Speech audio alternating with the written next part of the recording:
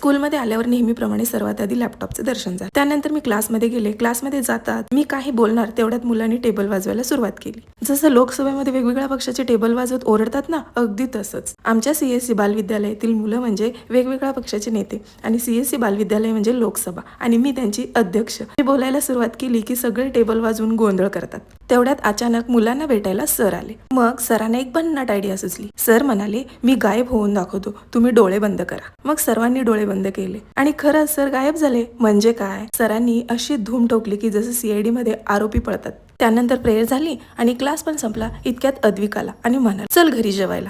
मी घरी गेल्यावर साहेबांनी दरवाजा लॉक करायला सुरुवात केली. मग काय, सुरू झाला आमच्या दोघांचा महायुद्धाचा नवा एपिसोड. शेवटी मी विजय मिळवलाच आणि थाटात जेवायला बसले. जेवण झाल्यावर थोडी विश्रांती घेते ना घेते तोपर्यंत संध्याकाळचे 5 वाजले आणि एक्स्ट्रा क्लास घेऊन घरी गेले. मी पुन्हा येणारच आहे. तोपर्यंत बाय बाय.